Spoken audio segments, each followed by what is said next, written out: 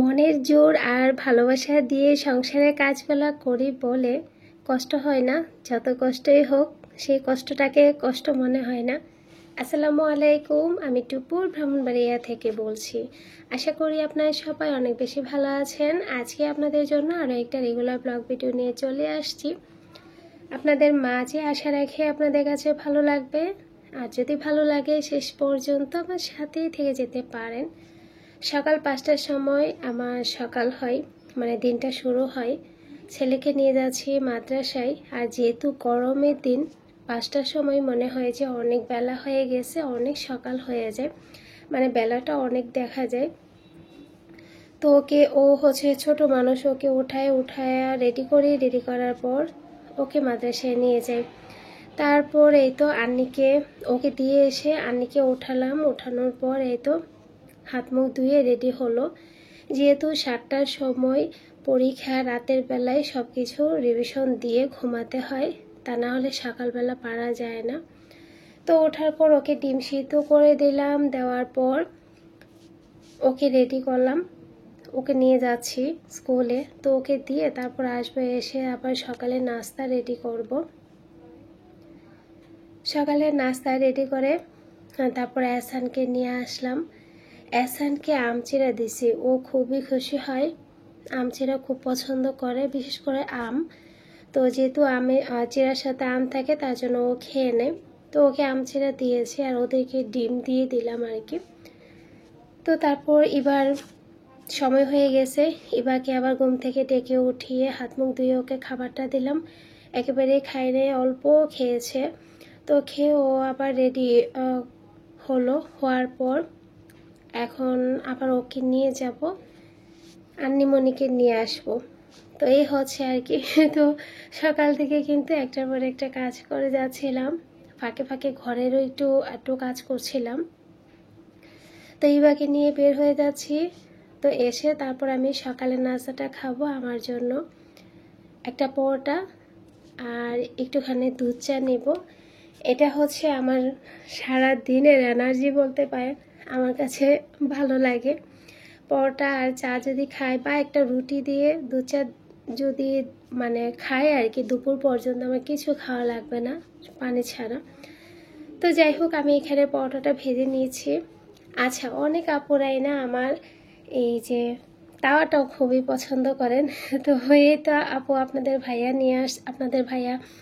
নিয়ে আসছিল। তো যারা পছন্দ করেন তো পছন্দ করেন, আর আসলেই খুব সুন্দর, আমার কাছেও ভালো লাগে। তো এখানে বিছানার চাদরটা আজকে উঠাবো, তার জন্য আমি প্রথমে বালিশের কাভারগুলো খুলে নিচ্ছি। খুলে নেওয়ার পর চাদরটা উঠিয়ে নিব আর পরিষ্কার একটা চাদর বিছিয়ে নিব। সাদা বেডশিট দেখবেন অনেক ভালো লাগে, কিন্তু বাচ্চাদের ঘরে একেবারেই রাখা যায় না। তো তার জন্য আমি সবসময় কালারফুল নিয়ে আসি, যেহেতু ওদের জন্য রাখতে পারি না তার জন্য। তো বেশিরভাগ লাল, তারপর বাসন্তী এগুলাই নিয়ে আসি, তারপর নীল এগুলা নিয়ে আসি আর কি। তো এখানে আমি বিছানার চাদরটা উঠিয়ে পরিষ্কার একটা চাদর বিছিয়ে নিব। যেসব আপুরা এখনো পর্যন্ত ভিডিওটা দেখছেন কিন্তু একটা লাইক দেন নাই, যদি ভালো লাগে প্লিজ একটা লাইক দিয়ে দিবেন। আর যারা এরই মধ্যে এই কাজটা করে ফেলছেন সেসব আপুদেরকে অসংখ্য ধন্যবাদ। আর এই যে দেখেন, অনেক সময় দেখা যায় কি শরীরটা ভালো লাগে না এবং মানে ক্লান্ত লাগে, কাজ করতে করতে ক্লান্ত লাগে। তারপরও মনে করে যে আলসামিটা যদি করি তাহলে আলসামি করতে হবে, আলসামিটাকে জায়গা দেই না, না দিয়ে যাই চট করে একটুখানি ওদেরকে দিয়ে আসি, এসে বোরকাটা খুলে একটু বসে তারপর বলি যে না, আমার আলসামি ধরে যাচ্ছে, তাড়াতাড়ি করে উঠে তারপর আমি কাজগুলো করে নিই আর কি। তো অনেক সময় ক্লান্ত লাগলেও মনে জোরে কাজগুলো করে নেই, মনে করি যে আমি যদি না করি এই কাজগুলো কে করবে। আর এমন একটা পর্যায়ে চলে আসছি যে সময়ের কাজ আমার সময় করতে হয়, তা না হলে দেখা যায় কি ছেলেকে মাদ্রাসায় খাবারটা দিতে মানে লেট হয়ে যায়, আরেকজনকে আনতে লেট হয়ে যায়। ওই চিন্তাগুলো করে আমার টাইম টু টাইম কাজগুলো করতে হয়, তা না হলে সমস্যা হয়ে যায় আমার নিজেরই।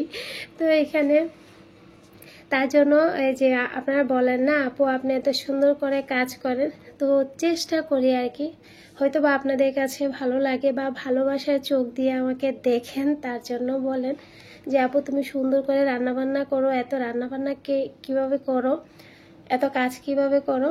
এভাবেই করে আপু একটা মানে নিয়মের মধ্যে ফেলে দিয়েছি। প্রত্যেক দিন সকাল থেকে উঠে তারপর যতটুকু পারি আমি আমার নিজের মতো করে নিই। আর যেদিন মনে করেন ভিডিও করি, ওরে বাবা, একদম যে কাজটা 10 মিনিট সেই কাজটা 20 মিনিট, যেটা 1 ঘন্টায় করব ওইটা 2 ঘন্টায় লাগে, অনেক সময় লাগে। দেখবেন নর্মালি একটা কাজ করা আর ভিডিও করে মানে ব্লগ করে ভিডিও মানে কাজগুলো করার মধ্যে অনেক ফারাক, অনেক তফাৎ। আর এমনিতে যদি আমি কাজগুলো করতাম দৌড়ঝাঁপ করে মানে কাজগুলো করে নিতাম। আর এমনিতে আমার তাড়াতাড়ি করে কাজ করতে ভালো লাগে, ঝিমিয়ে ঝিমিয়ে কাজ করতে আমার ভালো লাগে না। তো এখানে আপনাদের সাথে কথা বলতে বলতে কাজগুলো করে নিচ্ছি আর কি। আচ্ছা, আমার একজন বোন লিখছে ফাতিহা ব্লগ আর কি, তো আপু লিখেছেন যে আপু তোমার মানে গত ভিডিওর মধ্যে যে বলছিলাম, আপু ভিডিওটা হয়তো বা দেখেছেন।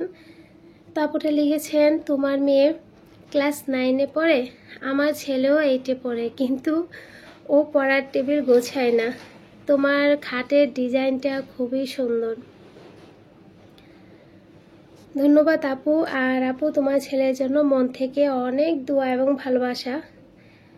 আর খাটের যে ডিজাইনটা আমার কাছে না ওই ঝামেলা টামেলার ডিজাইন বেশি একটা ভালো লাগে না, তার জন্য একেবারে নর্মাল সাদা সিধে কাজগুলা দিলাম, দিয়ে তারপর খাটটা বানিয়েছিলাম আর কি।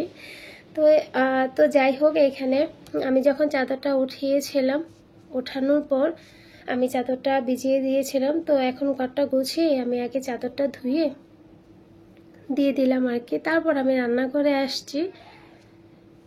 তো আপুরা খুবই সুন্দর সুন্দর কমেন্টস করেন, কমেন্টগুলো আমার পড়তে খুবই ভালো লাগে।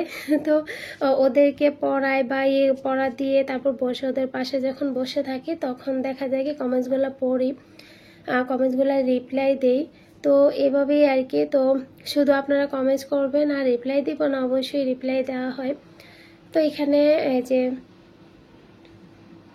থালা বাসনের যে ঝুড়িটা সেটা একটু মেজে ঘষে ধুয়ে নিয়েছি। ঘরের কাজগুলো দেখবেন করতে ভালোই লাগে, কিন্তু এই যে সময় মতো না করতে পারলে মানে সময়টা যখন আমি কোনোভাবে না ধরতে পারি তাহলে যে আমার কি পরিমাণ দৌড়াতে হয়। তো এসানকে তো একেবারে 12টার সময় নিয়ে যেতে হয়, তার মাঝে আবার ওর বাংলা টিচার আসে। এই যে আমি কাজগুলো করতেছি না, ওর টিচার আসছে, ওর টিচার কিন্তু পড়াচ্ছে। তো আমি রান্নাঘরের কাজগুলো গুছিয়ে নিচ্ছিলাম। তো ঝুড়িটা আমি ধুয়ে একটু পরিষ্কার করে নিয়েছি 2-3 দিন পরে। 2 দিন পর পর এই ঝুড়িটা ধুইলেই দেখা যায় কি পরিষ্কার থাকে। আর আমরা সবাই কম বেশি এই কাজগুলো করি। তো এখানে যে সকালে যতটুকু খাওয়া হয়েছে একটু একটু করে জমা পড়ে গেছে, তো ভাবলাম কি আগে ঝুড়িটা ট্রেটা ধুয়ে নেই, তো তারপর আমি এগুলো ধুয়ে নেব। তো এই তো আমি এগুলো মানে প্লেটগুলো একটু মেজে ঘষে ধুয়ে নিয়েছি। আর এগুলাই মানে খাওয়ার পর যদি ভালোভাবে মেজে ঘষে না দই দেখা যায় কি মেলামেনের তো দাগ হয়ে যায়, হলদে একটা দাগ পড়ে যায়। তো ওটা আবার ভালোভাবে ধুয়ে তা মানে ভালোভাবে প্রত্যেক দিন মাজতে হয়, তা না হলে দেখা যায় কি হলুদ দাগ পড়ে যায়। আর ওগুলা প্রত্যেক দিন একটা না ভালোভাবে না ধুলে দেখা যায় কি কঠিন দাগ হয়ে যায়, ওটাতে অনেক কষ্ট হয়ে যায়। এদিকে ডালের কৌটার মধ্যে ডালগুলা নিয়ে নিচ্ছি, আরও কিছু ডাল আছে, তো এগুলো শেষ হয়ে নেই তারপর আমি ডালগুলা রাখবো আর কি। তো এখন আমি বুটের ডালগুলা রেখে দিচ্ছি। আর ডাল আমাদের ঘরে প্রায় লাগে, প্রায় বলতে বেশি মানে ডাল অনেক পরিমাণেই লাগে, কারণ ডাল সকালবেলাও কাজে লাগে, দুপুরবেলাও আম ডাল রান্না করি যদি। আবার অনেক সময় দেখা যায় মুগ ডাল দিয়ে মাংস হোক মাছের মাথা হোক এগুলো রান্না করা হয়, তো তার জন্য ডালের পরিমাণটা একটু লাগে বেশি। আর এসানকে মাছ টাছ না দিয়ে মুরগি, ডাল, ডিম এগুলা দিলে বেশি ভালো হয়, যেহেতু ছোট মানুষ খাবারটা দিয়ে দেই, ও বেছে বেছে মাছগুলা খাইতে পারে না। এদিকে চুলাটা বন্ধ করে দিয়েছি, ফাঁকে কিন্তু আমি রান্নাটাও করে নিয়েছি, মানে শর্টকাটে, যে গরম চা দিয়ে কাতল মাছ দিয়ে একটু ঝোল ঝোল করেছি, আর কলা ভাজি, মগজ ভাজি, ভাত রান্না করেছি। তো আমি যদি রান্নাগুলো আবার শেয়ার করতে যাই দেখা যায় কি বেশি লেট হয়ে যাবে। তো এখানে আমি যে কাজের ফাঁকে ফাঁকে তো কমন রান্না এগুলো রান্না করে নিয়েছিলাম। রান্নাটা বসিয়ে দিয়ে বসে না থেকে ঘরের কাজগুলো করে নিই যতটুকু পারি আর কি। তো একদিক দিয়ে রান্নাও হচ্ছে আর একদিক দিয়ে দেখা যায় কি কাজগুলোও হয়ে যাচ্ছে। তো তারপর রান্না তো হলো, তারপর চুলাগুলো বন্ধ করে দিলাম, করে দেওয়ার পর একটু ঠান্ডা হলো। এখন আমি চুলাটা মেজে ঘষে নিচ্ছি। ভিম লিকুইড দিয়ে ভালোভাবে একটু মাজা ঘষা করে নিলেই কিন্তু যে চুলাটা পরিষ্কার থাকে। আর অনেক পুরানো চুলা, তো আমার ব্লগের প্রথম থেকে এই চুলাটা দেখতে পারতেছেন এখনো পর্যন্ত আছে। আর এই সব স্টিলের চুলাগুলোই আমার কাছে অনেক বেশি ভালো লাগে। তো তার জন্য চুলাটাও ভালো আছে, তার জন্য পাল্টানো হয় না। তো আমি চুলার পাশে যে টাইলসগুলো আছে এগুলাকেও একটু মেজে ঘষে পরিষ্কার করে নিয়েছি। আর বাতে মার পড়ে গেছিলো চুলার নিচে, তো তার জন্য নিচটাও ভালোভাবে একটু মুছে নিলাম। এখন আমি সিঙ্কটাকে ধুয়ে নিব।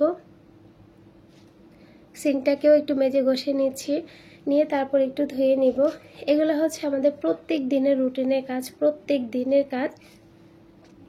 আর প্রত্যেক দিন একই কাজ আর কত দেখানো হবে, তার জন্য গ্যাপে গ্যাপে ভিডিও দেওয়াই হয়তো বা ভালো। অনেক আপুরা এবার আপু তুমি রেগুলার কেন ভিডিও দাও না, তো এই জন্যই আপু একই কাজ একই রান্না বান্না কত দিব, তার জন্য গ্যাপে গ্যাপে ভিডিও দেওয়াই আমার মনে হয় ভালো। আপনাদেরও একঘেয়েমি আসবে না দেখতে আর কি। তো তার জন্য একটু গ্যাপ দিয়ে দিয়ে ভিডিওগুলো দিই।